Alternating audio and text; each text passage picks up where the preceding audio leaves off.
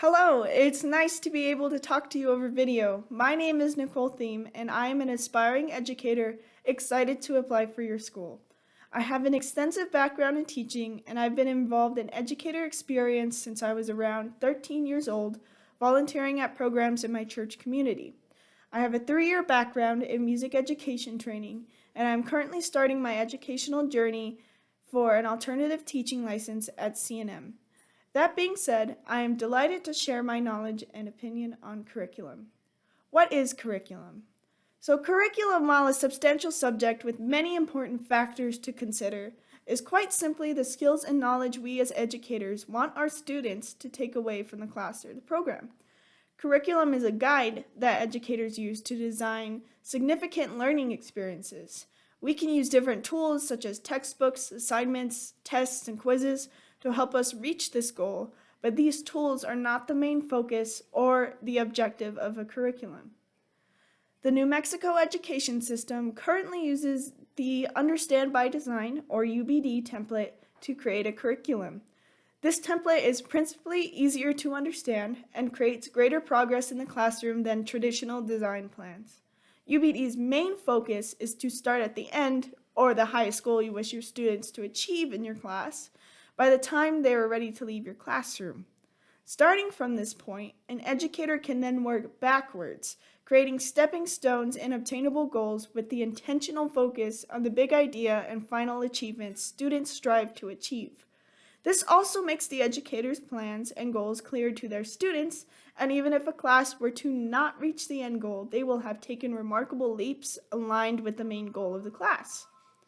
As I've previously mentioned, there are many factors that go into creating a curriculum. Brain development, student demographics, strengths and needs of a class, and even an educator's personal experience and opinions can all affect the results of a curriculum. When working with students who are minors, we must keep in mind that their brains are currently in a state of developmental growth, and the stage in that growth depends on which age group we work with. Two main parts of the brain that affect learning are the brain's attention filter and the brain's switching station. The attention filter, or reticular activating system, RAS, has two parts. One affects instincts, or the fight or flight system, and the other affects long-term memory storage. The switching system, or amygdala, which causes incoming information to be sorted either through the upper or lower brain, the instinct or the memory brain. Since the brain is a powerful organ, it uses up a lot of nutrients and energy that it doesn't have the capability to store. Thus, outside factors such as stress or anxiety can cause involuntary switches to send information that was supposed to go to the memory or lower brain and cause it to go through the upper or instinct brain. This development affects not only the curriculum we teach, but the schema that we may set up in the classroom. Building, changing, and growing patterns can help a developing brain recognize material and internalize information as we teach.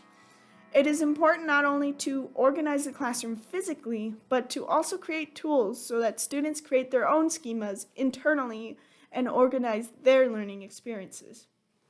We also have to be aware of the complications of our own goals and how they could affect a specific class's needs and strengths in reaching any step in the curriculum.